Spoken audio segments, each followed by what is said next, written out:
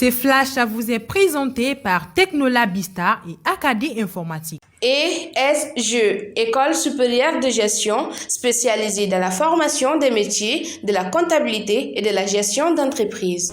Fidèles followers de Actuel Média, bonjour, bonsoir et bienvenue dans ce flash d'information depuis le studio Systamam.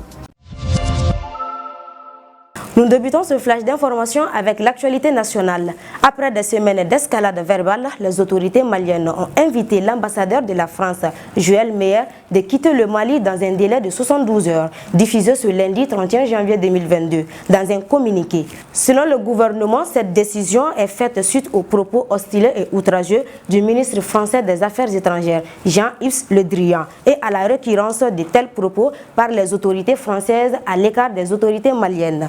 Le gouvernement a annoncé qu'il rejette ces propos qui sont contraires au développement des relations amicales entre nations. Au Burkina Faso, les putschistes actuels ont diffusé ce lundi 31 janvier 2022 à la télévision nationale un acte fondamental qui est un texte qui remet en place la constitution burkinabé de 1991 tout en donnant officiellement le pouvoir aux militaires. À cet effet, le président du MPCR et le chef des putschistes, le lieutenant-colonel Paul-Henri Sandaogo Damiba, est devenu chef de l'État et assure la gestion des affaires du Burkina Faso.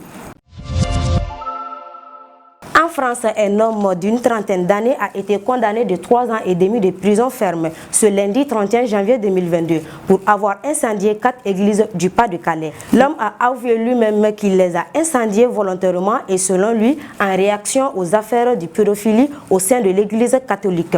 Il expliqua aussi avoir réagi à cause de l'abandon de ses parents et 5 à 6 ans de violences causées par son père adoptif dans le passé.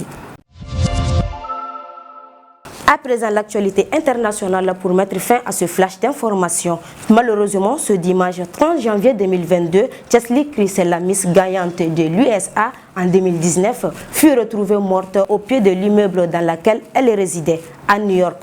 L'annonce a été faite par sa famille dans un communiqué. Selon la police new-yorkaise, la jeune femme a sauté du haut de ce bâtiment. Cet acte est fait juste après avoir posté une photo sur Instagram quelques heures avec un commentaire. Je cite, « Que ce jour vous apporte repos et paix ».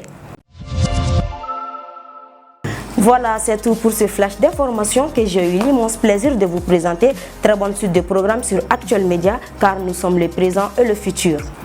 Ce flash vous est présenté par Technolabista et Acadie Informatique. ESG, École supérieure de gestion spécialisée dans la formation des métiers de la comptabilité et de la gestion d'entreprise.